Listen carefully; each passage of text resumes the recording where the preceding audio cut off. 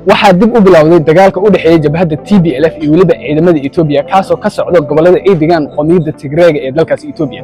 jabhaddan gooni goosadka ee Tigreega ama TPLF loo yaqaano ayaa waxay dagaal kula jiraan ama muddo dagaal ay kula jireen dawladda Itoobiya. yacni waxaan ogeyn dagaal hore oo dhexmar labada dhinac kuwaasoo sabay khasaare aad u fara badan.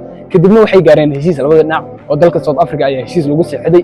heshiiskaas oo lagu afjaraya colaadan saameynta ba'an ku keentay deegaanka iyo weliba dadka ku noolaa. muddo kadibna colaadan ayaa dib u bilowday. waxaan la rumaysan yahay in jabhaddan ay gadaal ka taageerayaan wadamo aad u fara badan oo ay kow ka tahay dalka Eritrea. waxaa la arkayaa ama la soo bandhigayaa cadeymo aad u fara badan oo muujinaysa in Eritrea ay si weyn u taageerayso jabhaddan si ay duulaan ka dhan ah ugu qaado dawladda Itoobiya. sidoo kale waxaa la rumaysan yahay in Masar iyo Turkiga ay qayb ka yihiin taageerada ay u fidinayaan jabhaddan TPLF walow aan la hubin ama aysan jirin cadeymo rasmi ah oo muujinaya in labadan dal ay taageersan yihiin jabhaddan TPLF, iyadoo ay jirto in Itoobiya ay taageersan tahay ciidamada loo yaqaan RSF kuwaas oo ka dagaalamaya dalka Suudaan. waxaan ognahay in Suudaan labada dhinac ee mucaaradka iyo weliba dhanka dawladda dagaalo dhaliyay khasaare aad u fara badan oo ka socda labada dhinac.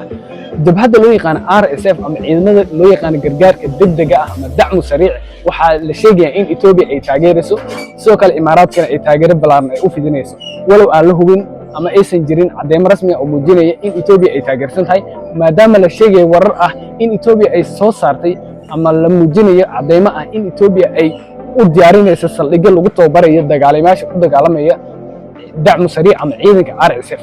balse waxaa la sheegayaa in Turkiga iyo Masar ay cadaadis ku saarayaan in Itoobiya ay joojiso taageerada ay u fidinayaan jabhaddan RSF ee ka dagaalamaysa dalka Suudaan. waxay warbixina ka soo kordha colaadan hadda cusub oo idin la soo socodsiin doona beedka follow gareeya muuqaalkan like gareeya si aad u heshaan xogo xiiso badan oo dunida ku saabsan.